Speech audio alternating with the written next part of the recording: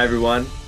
Hope that this message finds you well on this wonderful Isru Chag, following a beautiful Yontif season that we've all had.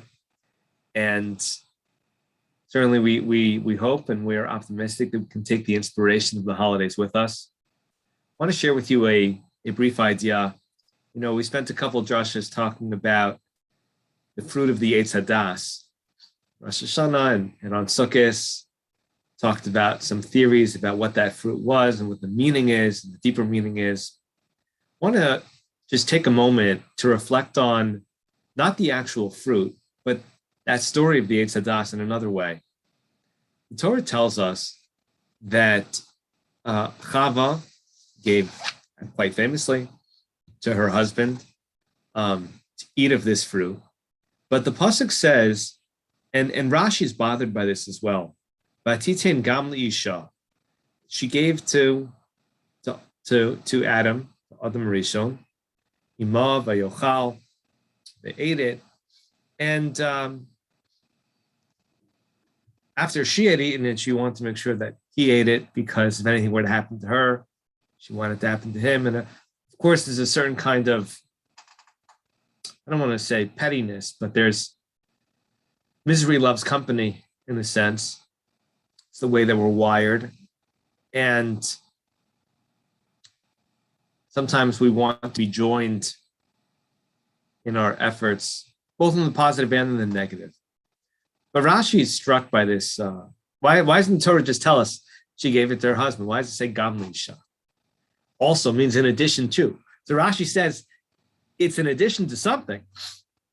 And he quotes the Bereishit Rabbi, the Rabbanan, the sages tell us that it's in addition to the only other consumption that could be possible, which is the consumption of the animals. She shared it with her fellow inhabitants, those less developed or less evolved, if you will, the animals in Gan Eden, those less sophisticated beings, and they ate also. And there's an importance there because our tradition is that is also when animals experience mortality. Now, they don't have the same level of rationale or logic or discernment of the mind that we have. And therefore, their culpability is less on some level. And it's interesting to see why animals should be punished just because we're punished, whether it's Gan Eden or whether it's other examples that could be had. It's a fascinating topic.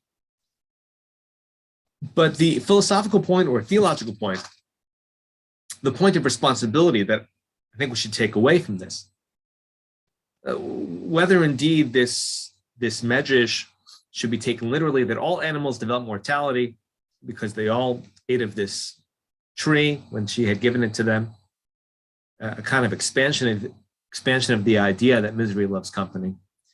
But there's a contrast that there's one being, one animal, one bird that didn't eat from it, and the Medrash tells us that bird didn't develop mortality. It's an interesting aside, but what's clear is that our spirituality has an impact on our physicality. And we know this to be true because if we feel really good, that we can measure that. We can actually measure that biologically.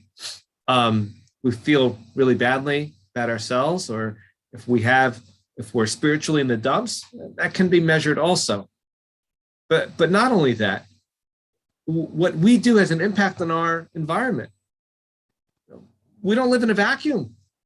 What we do, an important takeaway message is what we do impacts society, but not just society in terms of social beings, human beings, but the whole ecosystem. Everywhere that we live, it impacts it. And I think perhaps the best example where we know this to be true, the flourishing of the land of Israel. The Jewish people are spiritually worthy, the land will flourish. And there's an impact there.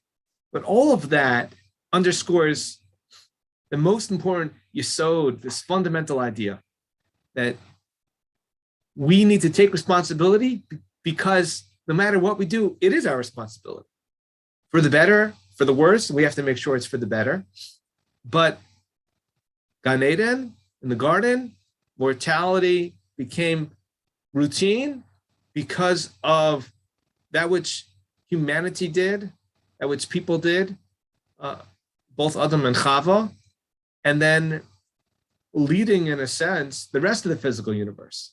Now, our relationship to the physical universe is one in which we need to understand we play a pivotal role.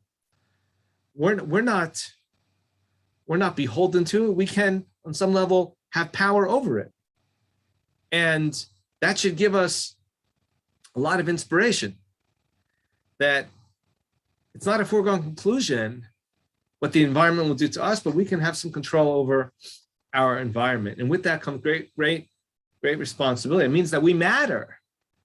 It means that we can really make a difference. And if that's true in the physical universe, it's certainly true in the spiritual universe, because after all, our essence, who we are, that is more than just our physical existence. Our essence is spiritual beings, it's our soul.